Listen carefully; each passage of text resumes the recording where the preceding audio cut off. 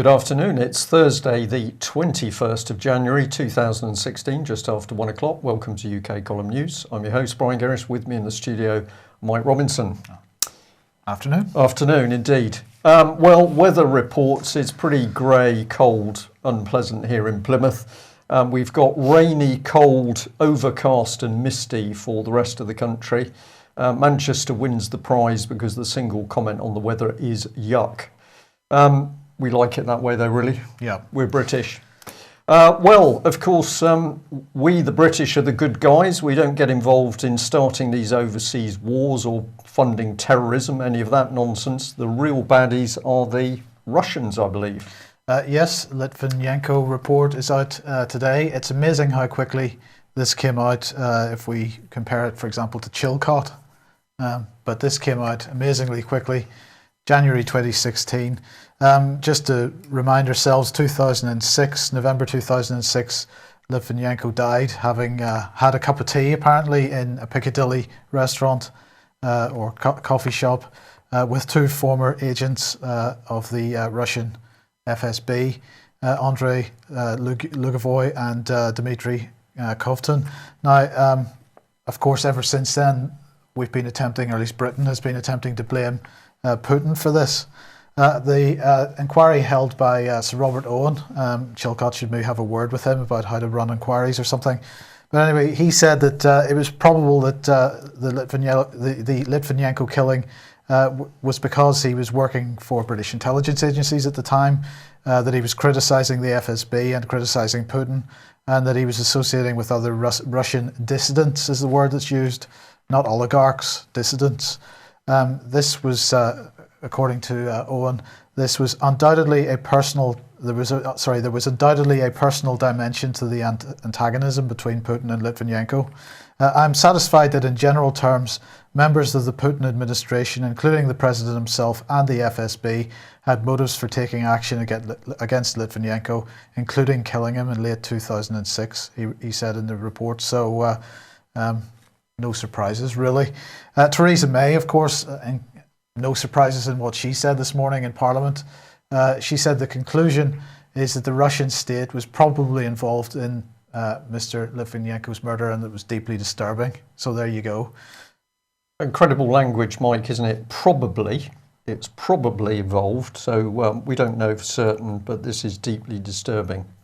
But this is where the hypocrisy creeps in, Brian, because she goes on to say, it goes without saying that this was a blatant and unacceptable breach of fundamental tenets of international law and of civilised behaviour. I was amazed she kept a straight face as she said this, but anyway, she went on to say, but we have to accept that this does not come as a surprise. Well, perhaps. But I think Paddy Ashdown wins the prize for the Hypocrisy Award of the year so far, because he said that no sensible person would compromise the rule of law in our country on one of our own citizens. Well, first of all, of course, the rule of law wasn't suspended by Putin in his country on one of his citizens. If Putin was responsible at all, then he suspended the rule of law in another country. It was an extrajudicial killing in a foreign country. And of course, Britain would never do that, would we? We wouldn't do that, Brian. Well, I think we do it by drones. It's different. If somebody does it by poisoning tea, that's really very bad and needs to be exposed. Yeah. But if it's done by a drone, it's to be welcomed. Right. And of course, many argue that there's plenty of extrajudicial killing going on in the NHS in this country on a daily basis. So, you know, the hypocrisy here is pretty unbelievable. Well, totally believable. It's in our faces, but yeah, very dangerous. Very, very dangerous stuff. Well, of course, perhaps this gives a clue as to the timing of the report, because Russia is clearly beginning to make a difference in Syria now, and we're seeing increasingly seeing moves to foment colour revolutions right across the Balkans, the Middle East, and continuing in Russia as well. That process building at a rate of knots. So this is part and parcel of that, I would suggest. Yeah, but amazing the timing of that report. Just as what does Cameron need? He needs something to throw back at President Putin, because obviously the whole of the policy in Syria for David Cameron and Obama has been turned on its head by the Russians. So we need some dirt to throw back. And as you say, that report pops out in no time at all, whereas Mr. Chilcot, years in producing a report which still hasn't surfaced. So this is British propaganda, but probably it's Just probably the Russians. Well, have a look at this, because this is one of the most disgusting things that we've seen reported in the press. We want to take it apart because there's so much in this article. The Telegraph here had a front page. This was from yesterday, I believe. Poppy Worthington call for public inquiry into sudden death of 13-month-old shortly after she was sexually assaulted by her father. This all took place in Cumbria. And we're just bringing this bit. We've got the local MP saying that there were catastrophic basic errors in the police investigation, and it's hard to fathom how things went so badly wrong. That's what the MP says. And ministers have been urged to call a public inquiry into the 13-month-old little girl's death because of grotesque police failings which have denied her justice. Now, this is a really interesting article because the spin is put on that it's all police failings, and we just highlight that bit, grotesque police failings. So let's have a look at this case and what really comes up. We're titling it here, Another Child Death Covered Up and Hidden from the Public. This lady seems to have done pretty well. Dr. Alison, a more Home Office pathologist, she warned the police as early as the 18th of December 2016 that she believed that this little girl had died as a result of a penetrative attack by her father. So the pathologist didn't waste time. She informed the police. And what happened? Well, the police failed to do a whole series of basic things. They failed to secure the crime scene. They failed to secure evidence. They didn't take early statements at the outset. Those occurred much later, when of course people will have forgotten things. And there was 9 other key failings, but there were other things. What happens? Well, the policeman in charge, he disappears off on early retirement on a pension. That's pension of 46,000. So normal response from the police when they've done something wrong. You can't deal with the people responsible. They simply get retired off early. Then it gets really interesting because Cumbria coroner Ian Smith takes 7 minutes to declare the death of the little girl unexplained. He doesn't call for any evidence, and the cause of death on the form is left empty. How would you explain that, Mike? Can't. Well, you can't explain it, but we know this is happening with coroners' reports around the country. And what it is starting to show, of course, is that people can die, or indeed people can be murdered, and there is no independent control or checks by the coroners, many of whom are now provided with staff who are all ex-police. And we know that in many locations around the country, the coroner's office has suddenly become embedded next to, for example, the chief executive's office in a local hospital, which presumably makes it pretty easy for the bodies to come out of the NHS. But let's follow this one through. Where can we go from here? Well, Alison Saunders, the well-known head of the CPS, told the parents that they would not face any charges. So well done, Alison Saunders. She seems to be helping the case. And it eventually ended up in the hands of a High Court family judge, Mr. Peter Jackson. And he said on the balance of probabilities, the little girl's father, Paul Worthington, had perpetrated a penetrative assault on Poppy shortly before she died. So the judge wasn't mincing his words there. The local MP accused the authorities of all closing ranks. So suddenly we now see, no, this is not just the police. We've got unexplained things with a coroner. We've got accusations being levelled against the authorities as a whole. We've got the CPS. We're going to come on to Melanie Shaw in a minute, but the CPS tells these parents they're not going to face charges. The good old Children's Commissioner said the government must take proper action. So that is a completely wet, powerless statement. And the NSPCC, this wonderful charity that claims it is protecting children, what did it have to say? Oh, they were very concerned. This is where it gets interesting, because Cumbria Council, who face questions over their handling of this case, come along and take the remaining children into care. And I thought it was interesting there, Mike, that Alison Saunders says the parents are not going to face charges. Well, if that's the case, why take the rest of their children away? But here's the nub of it, that all of these details have been withheld from the public for 3 years. My assessment of this case on face value of the report and the little research I've been able to do so far is, I think what was operating here was a full-blown paedophile ring in the authorities that were tasked with the investigation and protecting the public. That's my initial reaction to it. Yeah, sorry, just to clarify before we move on from this, the date in the middle there should say 18th of December 2013. No, apologies for that. It should say 2012, actually. 2012. I'm afraid I've been caught out by January 2016. Yeah. Well, if that isn't bad enough, where does the British state go now? This was a report we picked up from the Christian Institute. Boy 10 visited by police over terrorism spelling mistake. And the story was that this little Muslim boy, in trying to describe that he lived in a terraced house, had said he lived in a terrorist house. Net result, we end up with British anti-terrorism police terrorising him and his family. And the reports say that basically this little boy hasn't recovered. What is this about? This is about a young child making a mistake, and that brings paramilitary police to his house. But something has happened overnight, because now we've got the BBC saying that the Lancashire terrorist house row, oh no, this is not just a spelling mistake, there was something else going on.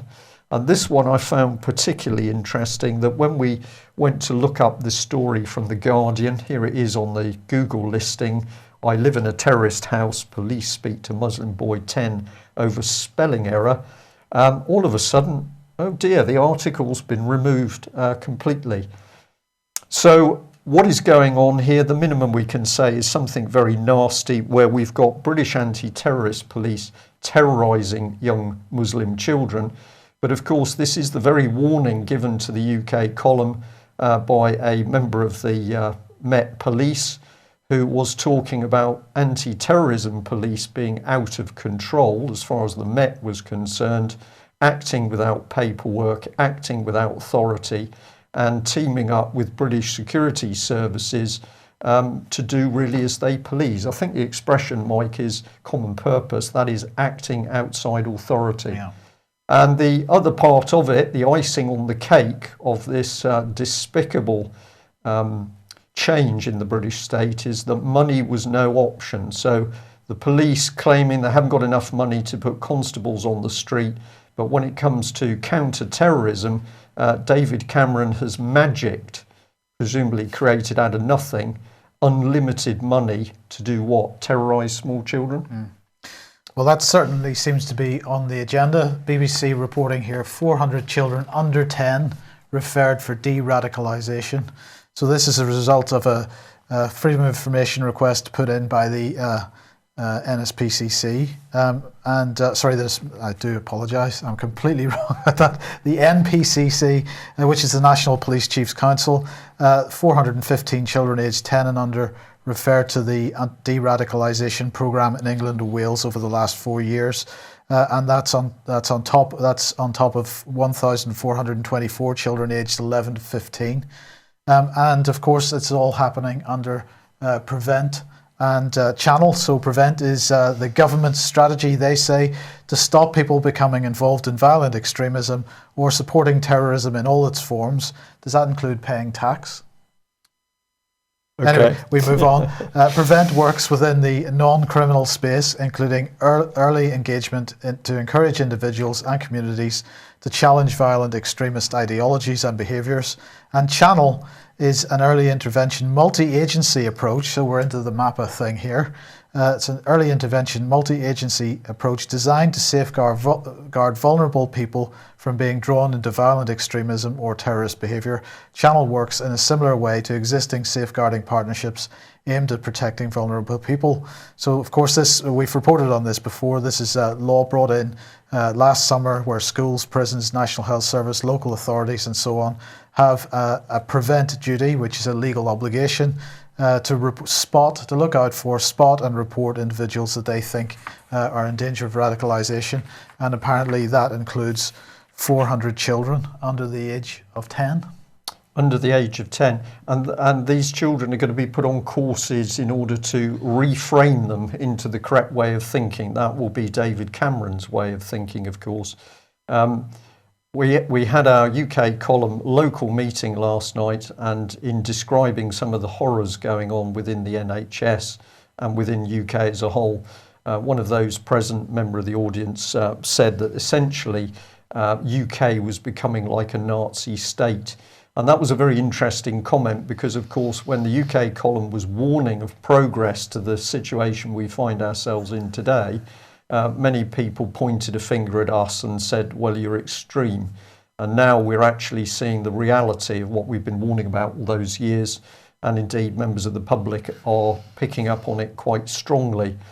I'll also add that we've had a number of contacts from teaching staff or school assistants saying how disturbed they were at the prevent training and the fact that they were being asked to spy on young children, and they felt very uncomfortable, deeply uncomfortable by the way their local police force, or indeed the Met Police, the conduct of the Met Police or local police when they were coming in to do this prevent training. So if we say the only approved views now in UK are the views of David Cameron, what are his views? Well, sometimes we get sent old material, but it's useful to recap. This was a report from Yahoo on the 3rd of March 2015, and it was simply pointing out that Obama had stated that his bond with Israel was unbreakable. That was the word. And he said, under my administration, billions of dollars have gone to support Israel's security. Military intelligence cooperation is unprecedented. Well, let's remember that statement against David Cameron, who was reported in mainstream press, including The Telegraph. David Cameron pledges unbreakable support, so exactly the same word being used, Mike, unbreakable support for Israel.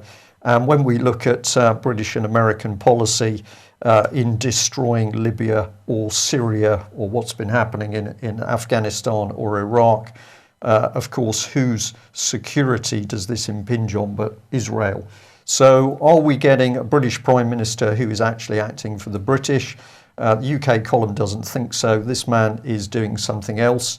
And at this point, we'll remind people that we took apart these reports showing that Francis Maude and, of course, Oliver Letwin, his cohort, had been linking in British intelligence, GCHQ, with Israeli intelligence organisations and indeed in Israeli universities in order to enhance their ability to spy on anybody or everybody using the internet or digital communications.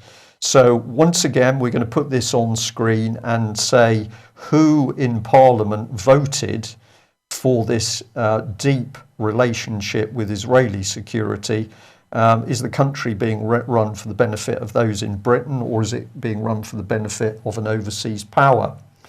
Well, let's also remember this. This was a Mail report where we pointed out that a former government cybersecurity man now working for KPMG said it was time to dump passwords, the weakest link in cybersecurity. Experts call for use of fingerprints. So here is the man. Notice that he looks like a sort of jihadist. He's in his black hood. He's there very darkly working away to hack into your computer. And what does the government say? Well, the risk is so severe we're going to have to give our fingerprints to use our computers.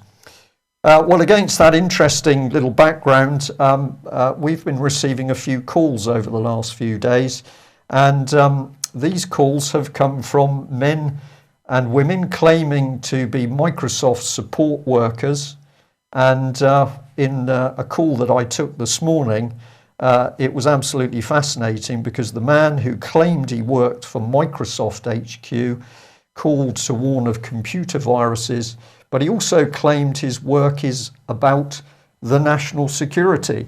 So we've now got scammers who are phoning members of the public claiming to be working in matters of national security. And of course, what happens at the end of the scam, they want to ask you for money. Could this money be taken for terrorist activity, Mike? But despite all of the surveillance by GCHQ, and of course MI5 is saying, trust us, they are there at the moment to absolutely hammer the cyber threats. These Microsoft scammers have been working over many weeks, but nobody seems to be able to track them down, even though they're prepared to give a number which seems to be a Birmingham telephone number. So who do you think runs these? Are they run by the firms who produce the virus software, Mike, or are these something to do with the British government? Could be any of these, all of the above, or none. A few questions to be answered. Yeah. Well, we decided to go straight to it, so we sent off an email to Microsoft earlier today. We said, can Microsoft please make a statement as to the company's actions to counter this fraudulent activity with its inherent risks of data loss and obtaining money by deception, and what specific steps are being taken to protect users of Microsoft products? Well, multi-billion-dollar company hasn't quite managed to respond to us yet. So will be very interesting to see what happens. Do Microsoft respond? But whether or not they do, we're left with this question. How is it the scammers are now able to phone you up saying effectively they're part of the government's national security program? Well, maybe they are. It's complex, isn't it? Yeah. Well, GCHQ, MI5, MI6, Special Branch, Met Police and all the rest of them, of course, totally unable to identify that Jimmy Savile was a prolific paedophile. But by an amazing coincidence, the retired judge, Dame Janet Smith, her report on Savile and the BBC has been leaked. And we really need to have a look at this report because she said some incredible things. She said this: finally, I wish to consider whether it's possible that a predatory child abuser could be lurking undiscovered in the BBC even today. The answer is that I think it's possible. So this woman's been working at a report for 4 years in order to, as we say, deduce the obvious, that since the BBC protected paedophiles, since the BBC has been attacking abuse victims who've come forward to talk about abuse, including Radio 4 with the UK column, but after 4 years, this remarkable woman says she thinks there might still be paedophiles hiding in the BBC. Astonishing, isn't it? And we want to ask this question: why is it that every inquiry into the abuse of children is led by a judge? Do you think there's a reason for that, Mike? To shut it down. To shut it down, absolutely. Well, contrast that drivel is the best word I think I can use on UK column with this, and that is that Melanie Shaw, the survivor of horrific child abuse, was in court yesterday. The result of that court case was there's going to be another court case this coming Friday, and that's probably just going to be a directions hearing about a further court hearing in 5 months' time. This is all related to offences that Melanie Shaw committed when she was in a pretty bad state after coming out of Sodexo prison, Peterborough. She'd got the trauma of abuse. She'd been denied her pharmaceutical medication while she was in prison. She was denied medical treatment. She was harassed. She was threatened and traumatized. Then she's suddenly released. And when she starts to do some unexpected things, In comes Alison Saunders. Remember, this is the woman who says that in Cumbria, those parents are not going to be prosecuted. In comes Alison Saunders to keep dragging Melanie Shaw through the courts. What have the police done? Well, of course, in Operation Daybreak, Nottingham police, supposedly investigating 7 or 8 children's homes due to Melanie Shaw's brave testimony of what was happening in Beechwood, have achieved to date nothing. So what's Melanie Shaw's real crime? Her crime is to have been a child abuse victim herself. Doesn't it make you deeply ashamed, Mike, to live in UK under David Cameron's government in 2016? It seems to me that what they're doing here is terrorising this woman, and that's really their intention. They have there's no other benefit to what they're doing. There's certainly no benefit for her. There's no benefit for the public. The only people that benefit from this are the people that are terrorising her because perhaps they share some of the guilt of what happened in the first place.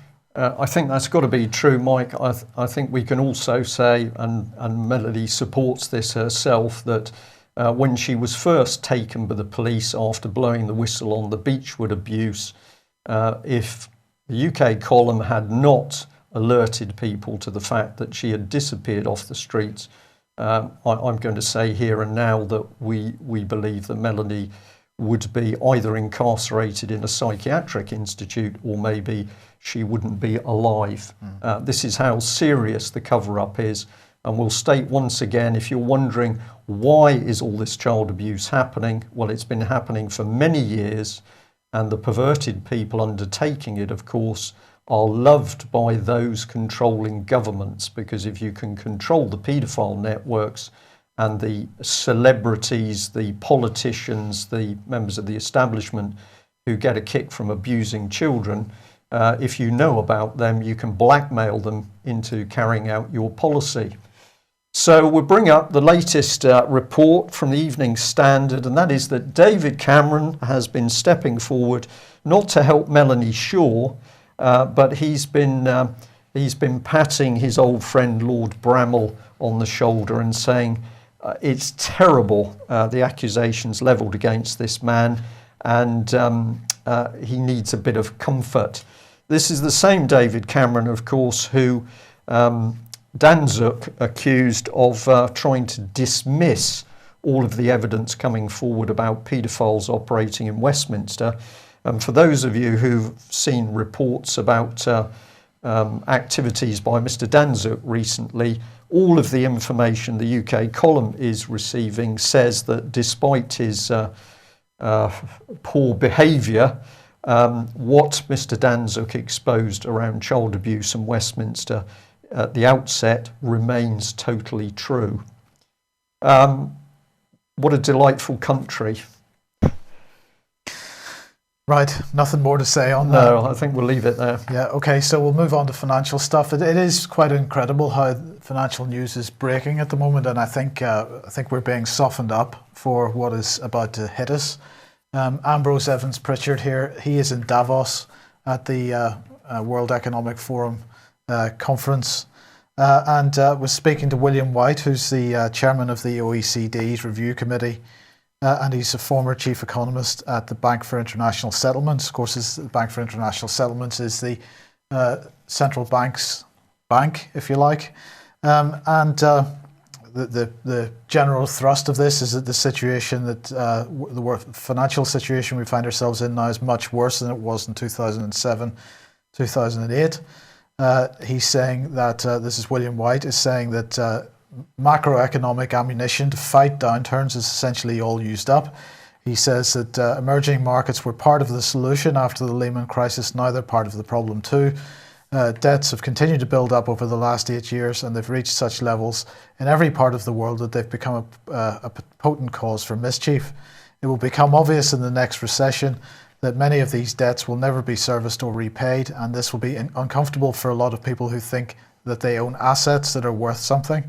The only question is whether they're able to look reality in the eye and face what's coming in an orderly fashion, or whether it will be disorderly. Debt jubilees have been going on for 5,000 years, as far back as the Sumerians, apparently. Interesting statement. Yes. Speaking about European banks, he said that they have already admitted to $1 trillion of non-performing loans. They're heavily exposed to emerging markets, and they're almost certainly rolling over further bad debts that have never been disclosed. And he said that the bail-in deposits above €100,000 will have to help the European banking system to be recapitalised on a scale not yet imagined. So it's all pretty gloomy from Davos, and it continues in Bloomberg. Oil's nightmare scenario dominates Davos. And what they say here is that the first mantra of the oil crisis was lower for longer, then it was lower for even longer, and now Davos executives are starting to whisper a lot lower for a lot longer. And they're saying that oil executives and analysts see that there's not going to be a recovery in 2016 at all, and that the problem is, well, one of the problems is that oil producers intend to keep on pumping, but in the meantime, Iran's oil is coming online, and so we've got Fatih Birol, executive director of the International Energy Agency.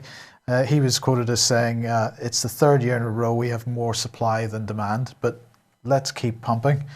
And others commenting on this as well.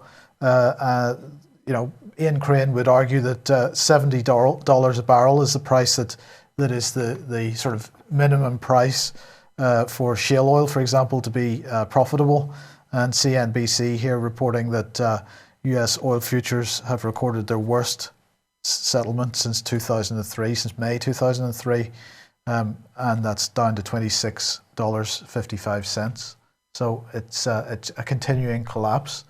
Just before you take that slide off screen, I'm just looking at it with viewers, and isn't it interesting to see that alongside the key and serious headline of oil falls unexpectedly large inventory builds, to the right of that we've got porn's dirtiest secret, what everyone gets paid. Yeah. So this is the playing with people's minds. We've got partly a report on the important stuff, and then what is CNBC doing here? This is pumping people's minds full of distracting filth, basically. Well, so bad news for anybody that's in banking, because Barclays is cutting over 1,000 jobs in the investment bank parts of their organisation worldwide. They're going to close investment banking businesses in Australia, Indonesia, Malaysia, Philippines, Russia, South Korea, Taiwan, Thailand. And this is something that we're seeing with other banks as well, closing operations in other countries.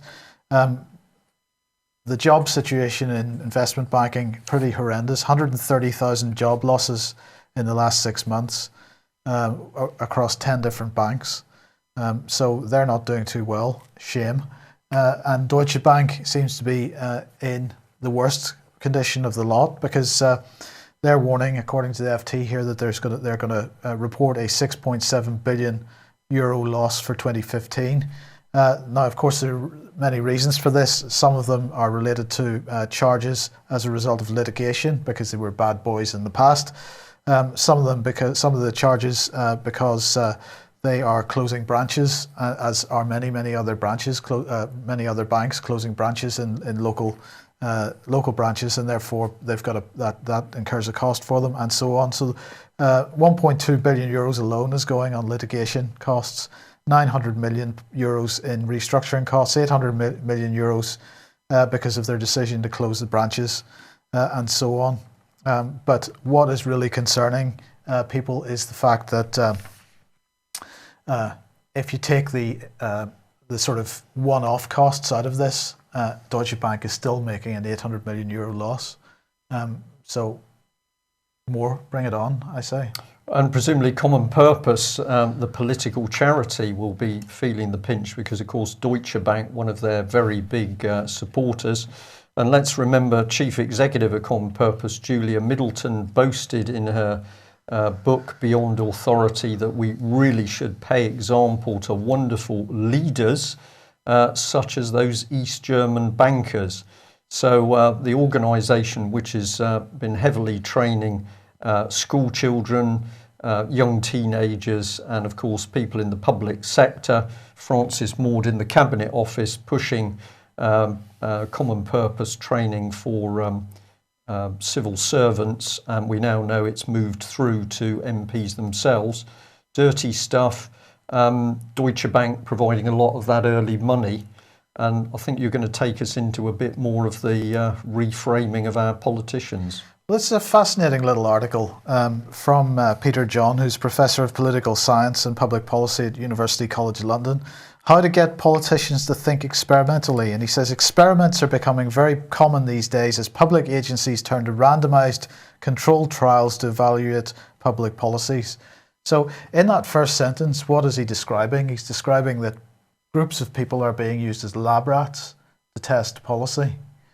He goes on to say the Behavioural Insights team, which was in the Cabinet Office, has blazed a trail by using trials to test for a range of innovations.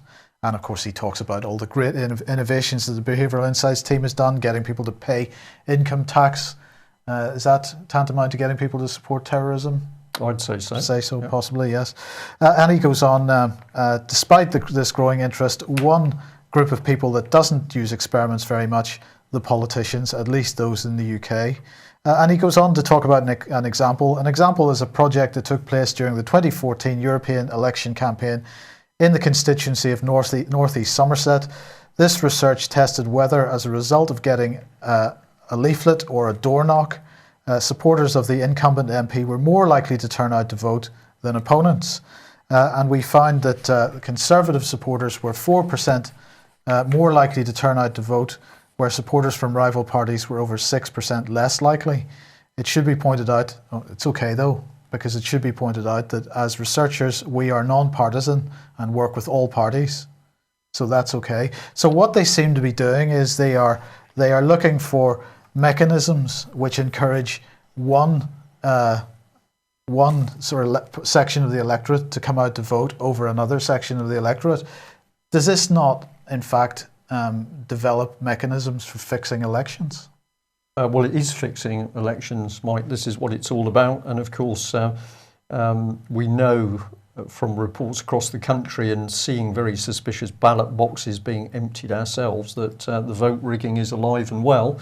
Let's remember the reports from Birmingham, where the report of the Electoral Commission was that it was a banana republic where the rule book for elections had been thrown out of the window. Who was running that? Lynn Homer, the very lady who's now been promoted to Dame for her work in running a banana republic, destroying the border agency, causing mayhem in the Department of Transport, unsettling people in the Treasury. HMRC. And HMRC, yeah. So what we're doing is we're taking vote rigging to the behavioural psychology level. And of course, we've got an article up on the UK Column website talking about the use of NLP within the government, and we've pointed out that there are people now training Conservative MPs and Labour MPs. The figure off the top of my head was some 82 MPs of both Conservative and Labour were being subjected to coaching, mentoring, effectively NLP, so that they could win over audiences. So you've got people that are, of course, hiding the corruption of the banks. You've got people that are covering up or ignoring the abuse of children, but they're going to be taught how to put themselves across in a way that we just believe them. This is dangerous, very dangerous stuff. Perhaps I can add that last night we were shown copies of a very interesting sort of 4-page newspaper which is saying we must stay in the European Union. All of the arguments against the European Union are complete nonsense. We must stay in. And where had this paper come from? Apparently it was Willie Straw. Now we'll take a little deeper look into William Straw. We think this is Jack Straw's son. And let's remember Jack Straw was the man who wanted to make it more difficult for children in care to speak out to the press or media if they were being abused. Wonder whether they'll be using a little bit of those techniques in that written word in that pro-EU pamphlet. I think the answer to that is almost certainly yes. Yeah. So that's it for today's news. We'll be back at 1 o'clock tomorrow. We'll be joined by David Scott with Northern Exposure, and I have no doubt that David will be giving us more of the very serious things occurring in Scotland, where, of course, due to amalgamation of a single police force working with a single political government, party government, and the judiciary, no separation of powers. Therefore, Scotland is already a police state, where that state says, you are not fit to bring up your children. We, the state, are going to run the named parent scheme to do it for you. So serious stuff as always. We'll be back same time tomorrow. Thanks very much. Bye-bye. Bye.